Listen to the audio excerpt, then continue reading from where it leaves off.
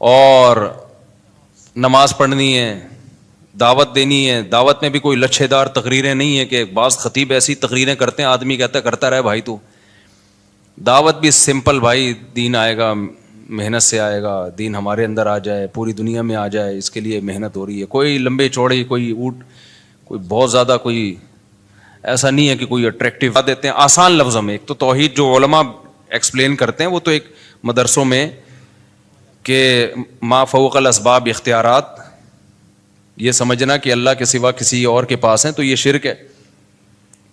تبلیغ والے اس کو دیسی سٹائل میں بیان کر دیتے ہیں، اللہ سے ہونے کا یقین غیر اللہ سے ہونے کا یقین نہ ہو. ختم نبوت کا عقیدہ علماء جب بیان کریں گے تو تھوڑا علمی انداز سے. تبلیغ والے کیسے بیان کریں گے ختم نبوت؟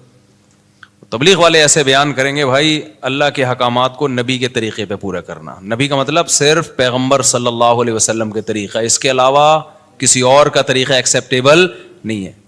کوئی بھی آ جائے نہیں ہوتا. ہمارے استاذ کو شرارت سوجی تھوڑی سی، انہوں نے کہا اگر بجلی کے اس میں ہاتھ دو سوئچ میں اور بٹن دبا دو تو اللہ سے ہوگا، کیا ہوگا پھر؟ یعنی انہوں نے کہا یعنی مرو گے کہ نہیں مرو گے؟ انہوں نے کہا اگر اللہ چاہے گا تو مریں گے، اللہ نہیں چاہے گا تو نہیں مریں گے. بات بالکل صحیح ہے. انہوں نے کہا اچھا کسی میں اللہ پہ بہت زیادہ توکل ہو تو وہ ساکٹ میں ہاتھ ڈال کے بٹن دبا سکتا ہے؟ انہوں نے کہا جب اللہ پہ بہت زیادہ توکل ہو جائے نا کسی کا تو وہ بجلی کے ننگے تار کو بھی پکڑے گا، اس کو کرنٹ نہیں لگے گا.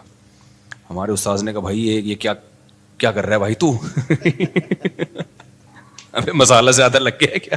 جتنا بھی توکل ہو اللہ پہ، جب بجلی کی ننگی تار کو پکڑیں گے نا تو مریں گے. خوب سمجھ لیں، ایسا نہ ہو آپ کا ایمان بہت بن گیا اب آپ نے کھمبے سے گلے لگا رہے ہیں جا کے، کیونکہ مجھے اب اللہ پہ یقین آ گیا ہے کہ اللہ سے ہوتا ہے، اللہ کے غیر سے نہیں ہوتا، لہذا بجلی کے کھمبے سے میں چپک کے بھی کھڑا ہوں. کیونکہ کراچی میں برسات کے موسم میں بجلی کے کھمبے کے اگر آپ قریب گئے تو کھمبا آگے بڑھ کے گلے لگائے گا آپ کو، چاہے آپ کا سال لگا ہوا ہو چاہے چلے پابندی سے